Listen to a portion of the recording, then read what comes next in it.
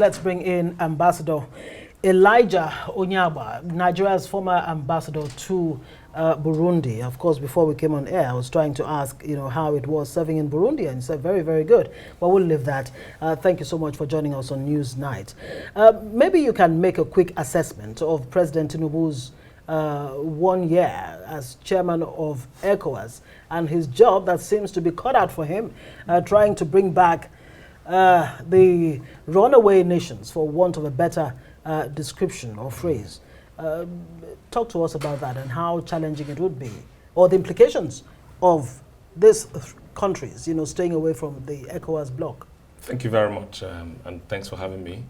The first is I must congratulate the president for his re-election, back to office. It just basically shows the trust and confidence that the rest of the member states actually have reposed on him. So congratulations to him. First, if I have to assess the president's, performance in the first year of office, you can look at it from the point of view of leadership, political leadership that he has provided. You can look at it from the point of view of crisis management. You can also look at it from the point of view of economic development. Clearly, the reason why he was elected in the first instance, in my opinion, is because of the nature of experience he has, a political experience that you can say that he's got.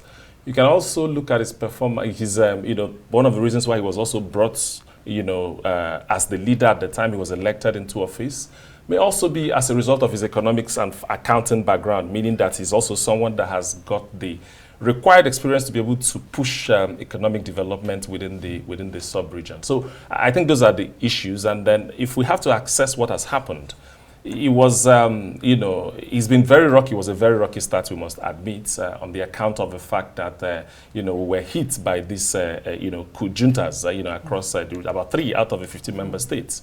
But you know that, Mr. President, number one foreign policy pillar is democracy. And, he's gone out to say that, Nigeria was always going to be out there supporting democracy, democratically elected government. And he's been very firm, with respect to his stance on, having unconstitutional changes to power. And these things happen in the continent. And of course, when you take a closer look at the sub-region, on the account of the fact that you see constitutional changes, elected officials trying to, use all kinds of means to perpetrate themselves into power. So that in itself is even a civilian coup, if you like. I think that's actually what has given rise to some of this kind of uprise. But the response actually at this point is what matters. And you can see that there was sanctions, first of all, which a lot of people, you can argue left, right, and center as to what was right or what was wrong about the sanction. And then as a result of that, these 3 countries actually pulled out to say that they have now signed an agreement as, to become a confederation of the Sahel states, if you like. Right. But the truth of the matter is that the sub-region needs peace. The sub-region needs cooperation, because this is one of the most impoverished regions on the face of the earth. This is a region that is plagued by its younger generations or younger people just always traveling across, every now and then, and some of them dying. It is a region that is plagued by climate change and all kinds of issues.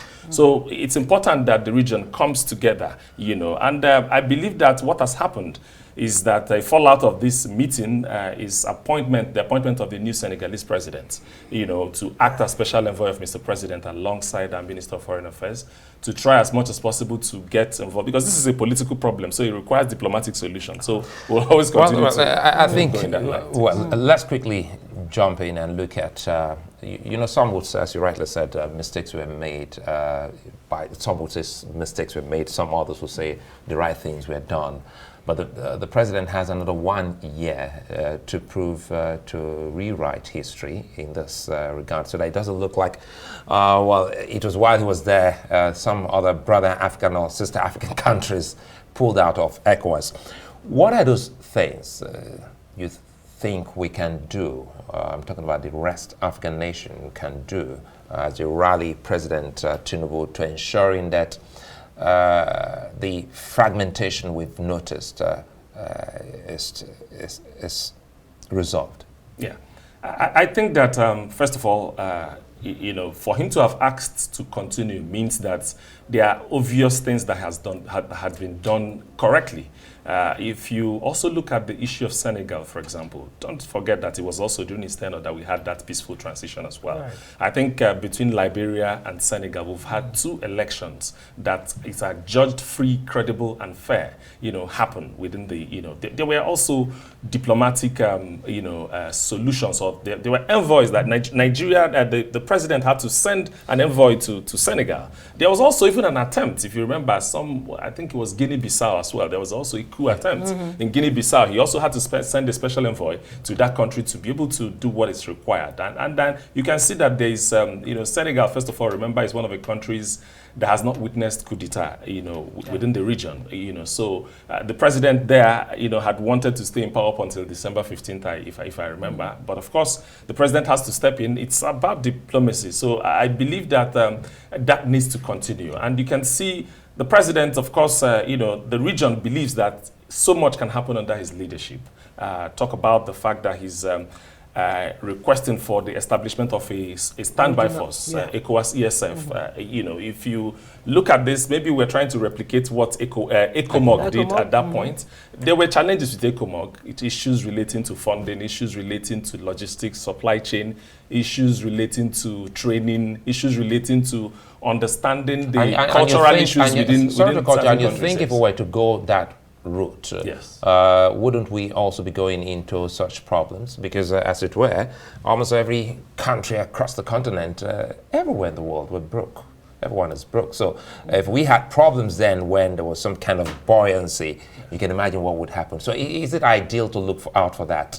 No, let me tell you something. One of the things you must notice, if you separate these countries, the countries within the sub-region, and look at them as separate entities, one common denominator you will find is that there is increased spending on security and defense in each of these countries. Right. So what that means is that even though they haven't come together as a combined force, there is actually increased expenditure trying to defend this issue of terrorism, banditry that is coming up. So it's for me, it's a no-brainer. But with that increased defense budget, the president still sees a need, to call on the leaders to be more committed in terms of funding, yes, and all of that. So they don't leave everything to Nigeria. To Nigeria as a big brother. In fact, that's always the issue, because the worry for Nigerians is we hope that not when this is set up, it now becomes a Nigerian force. So what the president has done, the major challenge within that setting is because some of the countries are also not paying their community levies. When I was reading the report, I don't think Cape Verde has ever paid. But the president, even Nigeria was owing too, and then he made a commitment to say that Nigeria was going to pay up their community levy, and also asked other countries to go ahead and pay up theirs. And before even the meeting, there was already, remember, this was one of the promises in his first tenure, because it was about democracy, it was about security within the region. So already there was a meeting that was held between the ministers of finance and that of defense of member nations, just trying to look at how to set this up. And I hear, the latest report I'm hearing is that ministers of defense are looking at this, and then they are looking at about $2.6 billion in terms of budgets, to be able to activate the force. That would be a lot. Before we let you go, the Senegalese president, Faye, made a point on the issue of the Burkina Faso, the 3 countries that pulled out of ECOWAS. He says, look, if they stay out, there's a likelihood that the ECOWAS, as a body, as a bloc, may disintegrate. Do you agree with that?